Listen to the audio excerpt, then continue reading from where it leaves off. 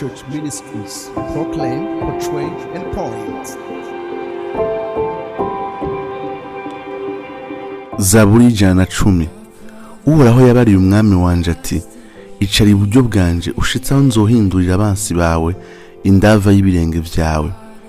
Uhoraho ari Siyoni azoramvura inkoni y'ububasha bwawe, ganza hagati y'abansi bawe. Abantu bawe bitanga babikunze ku munsi wakoranye ingabo zawe. Abasore bawe baza aho uri nk'ikime bashazishije ukwera bavuye mu gaturuturu. Uhoraho ararahiye ntazokwicuza ati, uri umuhereza ibihe bidashira mu buryo bwa Melikisedeki. Mwami Imana ahagaze iburyo bwawe, azotubekeranya abami ku munsi w'ishavu ryiwe. Azocira imanza mu mahanga, ahuzuza imivyimba. Azomenagura imitwe mu bihugu vyinshi. Umwami azonywa ku mugezi agenda mu nzira, nico gituma azoshira umutwe wiwe hejuru. In the name of Jesus. Come on, do you believe in that name tonight? Thank you, Jesus. Our judge and our defender. Our judge and our defender suffered and crucified. Forgiveness is in you. Descended into darkness, you rose in glorious light. Forever seated high. I believe in God our Father. I believe in Christ the Son.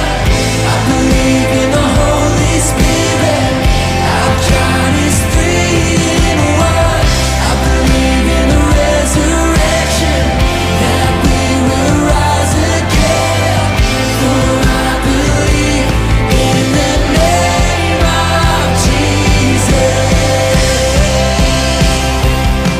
Umuhingu umwe yavuze ati, n'imiburi umukristo wese akwiye gufata akanya ko kwiga Zaburi 110. Ati kuko niyo Zaburi ya mbere ihambaye yegeranya ivyizerwa vyose vya Dawidi. Bamwe bayita Crédo de David canke icegeranyo c'ivyizerwa vya Dawidi. Tuhava dufata umwanya wo kutegeza ariko mu mirongo indwi gusa tuhasanga nk'ivyizerwa 14. Tuhasanga icizerwa kijanye n'ubutatu, ikizerwa kijanye na Yesu Kristo kwambara umubiri agacika umuntu, ibijanye n'imibabaro ya Kristo, ibijanye n'igikorwa gitunganye ca Kristo, ibijanye no kuzuka kwiwe hamwe no kuduzwa mu ijuru, ibijanye no kwinginga kwiwe, ibijanye n'ishengero rimwe kandi ryera, ibijanye n'isangira ry'abera, ibijanye n'urubanza rw'igihe c'iherezo, ibijanye n'umunsi w'uburake bw'Uhoraho, ibijanye no guharirwa ivyaha, ibijanye n'izugwa ry'imibiri, ibijanye n'ubugingo budashira. Twibutse yuko ariyo Zaburi ya mbere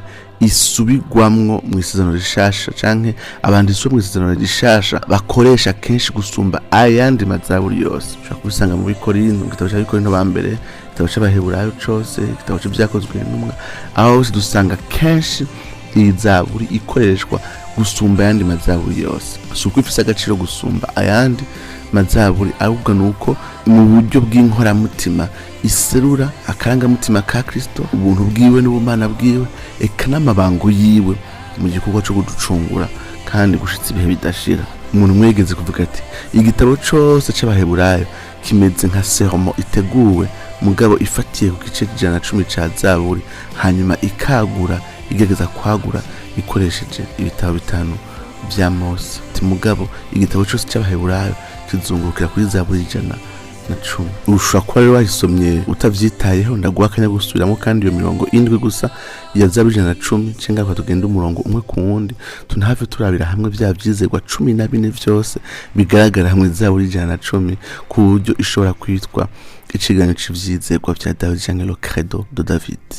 Kaze imbere yuko murangiza kano karirimbo kabe karabafasha. I believe in the virgin birth.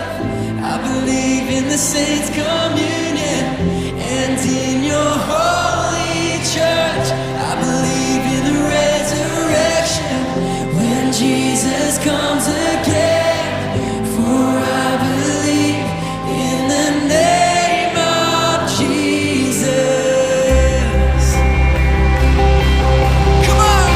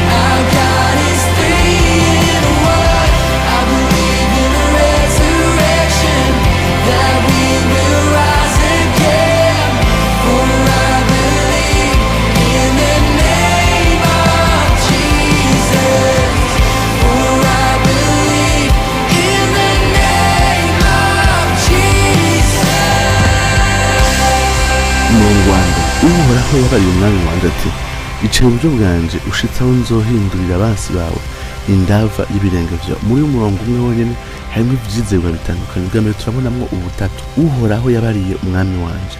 Turazi ko aya majambo Yesu ahava ayasubiramwo hariya mu butumwa bwiza bwanditswe na Matayo igice ca 22 kuva ku murongo wa 41 kuja ku murongo wa 46. Yesu asubira gukosora abafarisayo, akosora abayahudi batahura Kristo nk'umudesanda gusa wa Dawidi, batahura Kristo nk'umwana gusa wa Dawidi mu buryo bw'umubiri, ariko bagahusha ubumana bwiwe. Acavuga ati none nimba uhoraho yabariye umwami wanje nk'uko Dawidi abivuga, nuvuga ko Yesu Kristo asubirirwa na umwami wanje, kuko uyu mwami ariko aravugwa si Dawidi, kuko Dawidi ubwiwe uwo mwami amwita umwami wiwe.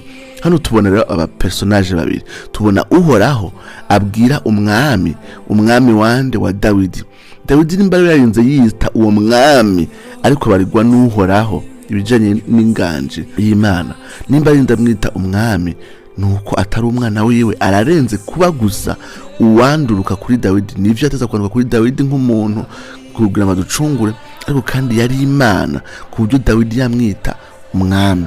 Tubona kandi yuko nimba abantu babiri baganira, nimba uhoraho abarira umwami, nuko ari abantu babiri batandukanye mu bupersona, ariko basangiye akameremere k'Imana, kandi si Imana zibiri, ni Imana imwe.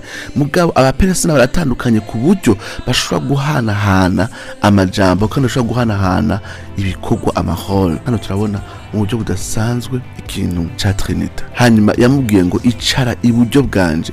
Iri jambo iburyo risobanurwa ikibanza cyo gutegeka, ikibanza cyo kuganza, ikibanza c'inganje, ikibanza cyo gushigwa hejuru, ikibanza cy'iburyo bw'Imana. Cyo usanga muri Daniel 7:13 cyangwa abanyefeso 1:19 ku murongo wa 21, aho tubona yuko iburyo bw'Imana ari indi mvugo isobanurwa ugushigwa hejuru. Hano dusanga Kristo asangira inganje nase gushika igihe umugambi w'Imana uzorangurirwa neza, gushikaho ibintu vyose bibaye intambamye kubijanye n'integuro y'Imana yo kunagura vyose nk'uko yabigenye kuva kera, kandi yabitegeza kuva kera, kandi yabigambiye kuva kera. Igihe izo ntambamye zose zizokugwaho Data asangiye inganje n'umwana mu gukuraho intambamye zose z'umugambi w'Imana, z'ubwami bw'Imana. Tubona rero ko Kristo hamwe na Data bazorangiza neza igikorwa cyo gucungura no kunagura vyose neza. Muri ubu nyene wa mbere tuzobona yuko abansi b'umugambi w'Imana, abansi bagakiza, abatunamira ubwami bw'Imana bazuruhira kumpeshwa ku mpera y'ibihe. Umurongo wa kabiri, uhoraho ari Siyoni, azoramvura inkoni y'ububasha bwawe, ganza hagati y'abansi bawe. Uyu murongo wa kabiri utwibutsa ikintu kidasanzwe cyane, yuko Imana yamye igena kuva kera hose yuko ubwami bwayo butangurira mu kibanza kimwe geographique, mu kibanza kimwe gifatika, hanyuma ubwami bukagenda buraguka, bugakwira isi yose, bugafatisha amahanga yose, bugafatisha amoko yose. Uko niko Imana yari yaragenye yuko mwitongo rya Edeni, kuko isi Imana yari yaremye hariya mu itanguriro cya mbere n'icya kabiri, yari yagutse, yari irenze itongo rya Edeni. Ariko aho nyine mu itongo rya Edeni niho Adamu na Eva bategerezwa kwagurira ubwami bw'Imana biciye mu ruvyaro rwabo, uruvyaro rutunganye, rushushanijwe n'Imana, rwumvira Imana. Bahagenda bagwira ku isi yose, ishusho y'Imana igakwira ku isi yose, mbwa bihereye mu kibanza kimwe citwa Edeni Imana yabashizemo. Mu nyuma Imana ibandanye ikomeza uwo mugambi wayo, ikasezerana kuzotwara uruvyaro rwa Aburahamu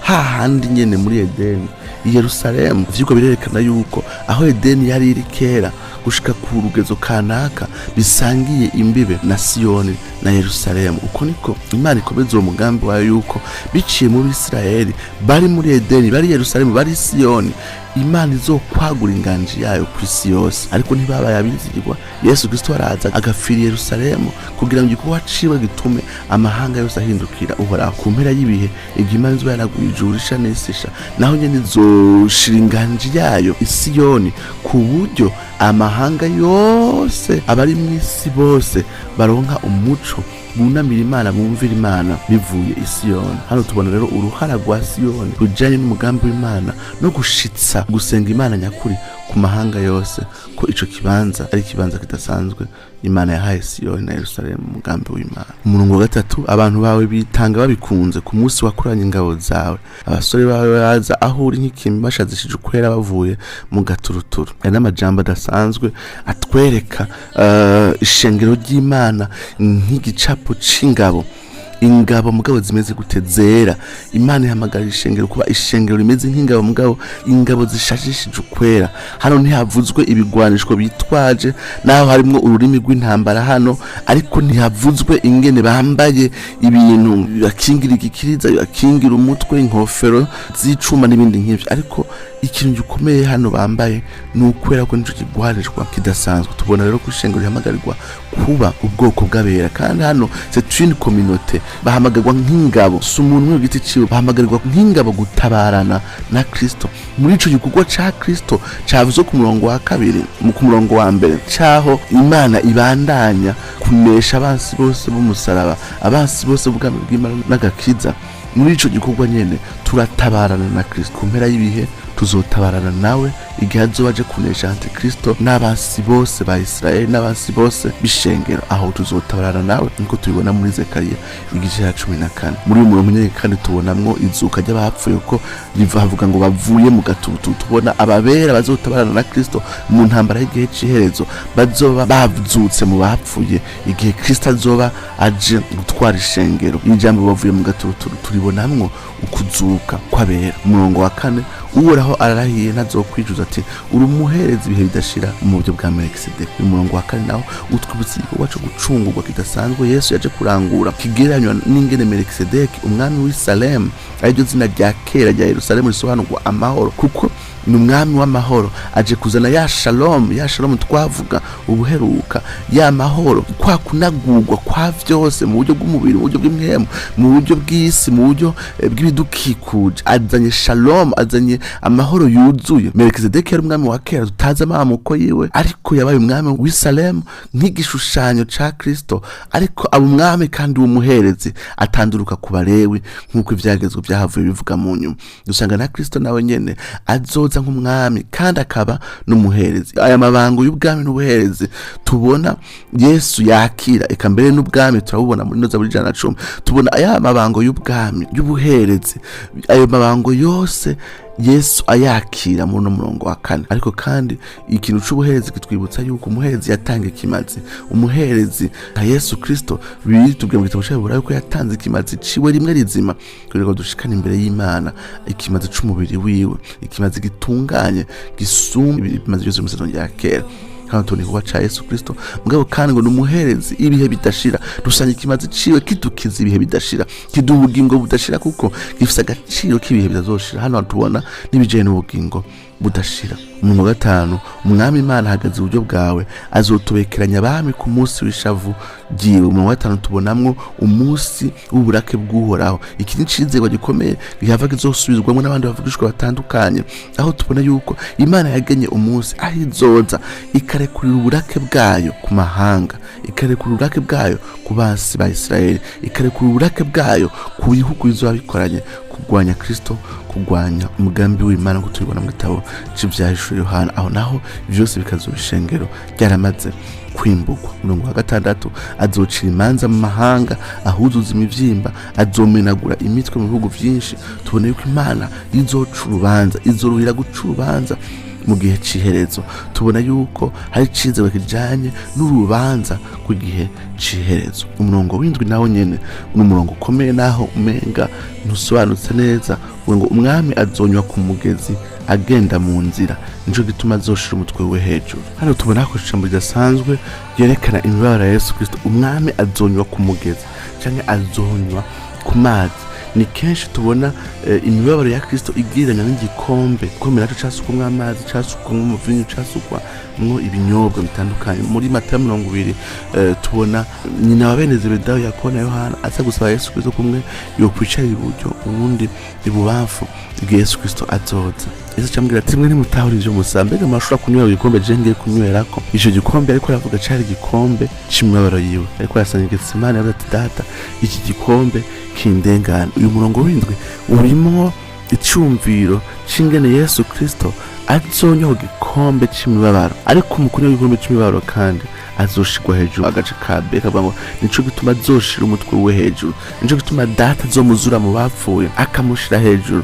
Igitabo ca Filipi kiratubwira ngo niyo mpamvu Imana yamudugije la souverainement élevée kugira ngo amoko yose abo mu ndimi zose bazapfukame batuye kuri Yesu Kristo ari uhoraho ngo biheshe Imana data wa twese icubahiro, kuko yemeye gupfa, kuko yemeye kunywa kuri ico gikombe c'imibabaro. Miravye neza rero iyi Zaburi abayita yuko ari ikiganiro c'ivyizerwa vya Dawidi ntibabihenda, kuko dusanga muri Zaburi 10 duhereje kuzunguruka ivyizerwa 14 harimwo ubutatu, Yesu Kristo kwihindura umuntu akabana n'abantu, akababazwa, akasangira imibabaro n'abantu, igikorwa ciwe gitunganye aho azorangiza neza gushika umugambi w'Imana wo kunagura vyose urangiye neza, ingene azozuka mu bapfuye, ingene azoduzwa mw'ijuru. Igikorwa ciwe cyo kwinginga kuko umuherezi yaringinga, iri jambo yuko ari umuherezi mu buryo bwa Melkisedeki, kimwe mu bikorwa umuherezi yakoreye yaringinga, ibijanye no kwishengera hamagarirwa kuba ingabo z'abera, ingabo zitunganye, ingene duhamagarwa kunywa, duhamagarwa nk'umugwi, duhamagarwa nk'ishengero, ibijanye n'urubanza rw'igihe c'iherezo, ibijanye n'umunsi w'uburake guhoraho, ibijanye no guharirwa ivyaha kubikimazi ca Yesu Kristo, ibijanye n'izuka ry'abapfuye ry'imibiri yacu, ibijanye n'ubugingo budashira. Dusanga ibi vyose bihuriye Zaburi 10. Nizere yuko yabaryoheye kandi mushofata umwanya wo kurisubiramo mwitonze, ntimutinye mwawe ushobora gusubira mu ijuru bimuhimbara.